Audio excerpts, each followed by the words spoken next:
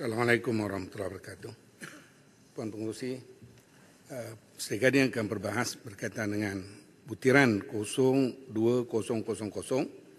di mana kita dapat melihat di situ berlaku kekurangan hampir 80 juta. Sedangkan kita sedia maklum bahawa universiti ini tempat lahirnya cendekiawan untuk negara. Bukan saja cendekiawan, bahkan dia melahirkan pimpinan negarawan negara yang sewajarnya kita berikan tumpuan untuk melahirkan kepimpinan madani masa hadapan. Di sini juga kalau kita lihat bahawa pemimpin yang lahir daripada universiti tempatan, dia lebih memahami realiti negara kita, negara sendiri. Kerana dia belajar di negeri ini, dia dapat pengetahuan, dia terlibat dalam politik kampus, dia terlibat dalam politik, mungkin terlibat secara langsung ataupun tidak langsung. Secara tidak langsung, ia memberikan kematangan yang lebih untuk memimpin negara dan juga untuk memimpin mana-mana bidang-bidang dalam jabatan kerajaan. Begitu juga kalau kita lihat tentang butiran yang sama, di mana kalau kita melihat di sini bahawa di bidang pendidikan ini ada yang dipanggil Universiti Penyelidikan. Di mana Universiti Penyelidikan ini terdiri daripada 5 buah. UM, USM, UKM, UPM dan UTM. Di mana kalau kita lihat di sini, sewajarnya Universiti Penyelidikan ini melahirkan ilmu yang boleh bermanfaat bukan saja kepada masyarakat dan negara kita, tetapi kepada dunia. Kalau katakan dengan peruntukan yang semakin berkurangan ini, saya bimbang kajian-kajian penyelidikan yang sewajarnya boleh membawa ilmu baru kepada negara kita, memberi ilmu baru kepada dunia dan memberi peluang pekerjaan kepada rakyat sendiri, sebagaimana kalau kita lihat bidang-bidang yang sekarang ini dikuasai oleh China, oleh Korea dan bidang-bidang Jepun dan sebagainya.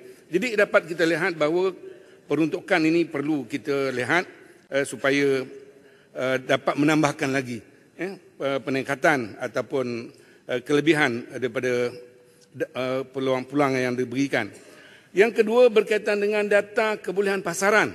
Kalau boleh kita lihat bagaimana kebolehan pasaran anak-anak universiti ini ataupun graduan kita.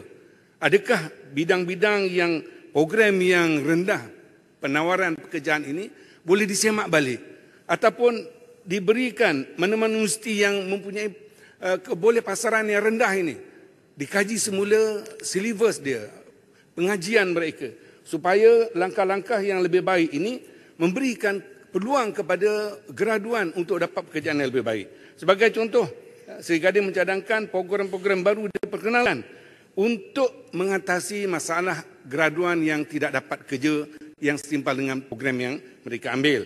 Sebagai contoh, untuk program AI dan juga ChatGPT. Begitu juga kepada program yang telah kita sedia maklum tentang MTOT. MTOT ni universiti yang berkaitan dengan teknologi. Di mana kalau kita lihat ada UTHM, UTEM, UNIMAP dan UMP. Di mana program-program ini saya merasakan dia lebih terlibat dengan TVET. Dan kita kena perkasakan sebagaimana cadangan daripada Gombak tadi.